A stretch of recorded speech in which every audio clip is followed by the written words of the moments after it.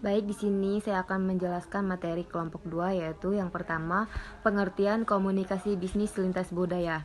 Menurut Tian Gudang dan Trotter atau 2012, yang dimaksud dengan komunikasi bisnis lintas budaya adalah komunikasi bisnis di antara konsumen atau antara konsumen yang berbeda budaya dan pemasaran, paling tidak pada salah satu aspek yang dasar budaya seperti bahasa, agama, norma-norma sosial, nilai-nilai pendidikan, dan gaya hidup manusia. Budaya dan perbedaan budaya. A. Pengertian budaya. Edward Hall mendefinisikan budaya sebagai dasar dari proses komunikasi yang menciptakan iklim bagi studi komunikasi antar budaya dan ranah komunikasi, bukan ranah antropologi. P. Joint dan M. Warner atau 1996 mendefinisikan budaya sebagai sebuah pola yang diterima dari berbagai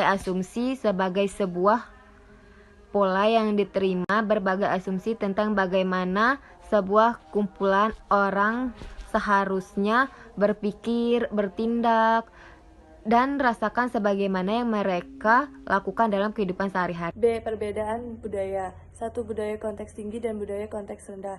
Satu konsep yang sangat berguna untuk memahami perbedaan budaya dalam komunikasi bisnis adalah dengan konsep yang dikenakan oleh Edward Twitchell Hall pada tahun 1976 yang membedakan budaya konteks rendah dan budaya konteks tinggi. Budaya dengan makna lebih kecil ditemukan oleh konteks karena sebagian besar pesan dienkode dalam bahasa sendiri dinamakan konteks rendah. 2. Konsep wajah. Terkait dengan konsep budaya konteks tinggi dan budaya konteks rendah adalah konsep wajah. Wajah dapat dipahami dengan dua cara. Pertama, wajah menunjuk pada rasa percaya diri terhadap orang lain dalam hal karakter moral.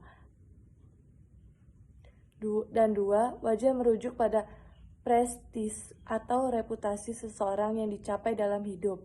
Dalam budaya konteks tinggi seperti Cina, komunikasi terjalin secara tidak langsung atau implisit dan lebih seperti menggunakan perantara karena harmoni sosial dan pengelolaan wajah adalah krusial.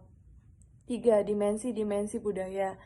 Dimensi lintas budaya telah menjadi salah satu faktor penting untuk memahami berbagai macam lingkungan, ekonomi, dan bisnis.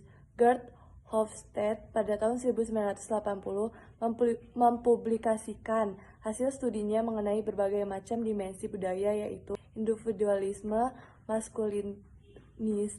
maskulinitas, kekuatan jarak, dan penghindaraan ketidakpastian. Konsep ini telah diterapkan ke berbagai macam bidang seperti psikologi lintas budaya, manajemen internasional dan bisnis, komunikasi lintas budaya, dan lain-lain.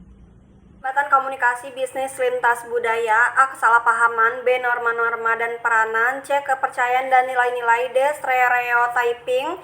E. Etnosentrisme. Cara mengatasi hambatan-hambatan komunikasi bisnis lintas budaya sebagaimana komunikasi antar budaya. Maka untuk mengatasi berbagai hambatan dalam komunikasi bisnis lintas budaya, salah satunya adalah dengan meningkatkan kompetensi komunikasi lintas budaya dalam sebuah organisasi atau perusahaan untuk mencapai berbagai tujuan dengan tetap menghormati nilai-nilai, norma-norma, kepercayaan yang dimiliki oleh orang lain atau pihak lain. Mempelajari komunikasi bisnis lintas budaya. Dengan mempelajari komunikasi bisnis lintas budaya, kita dapat mengetahui serta memahami berbagai pengertian tentang budaya serta perbedaan budaya.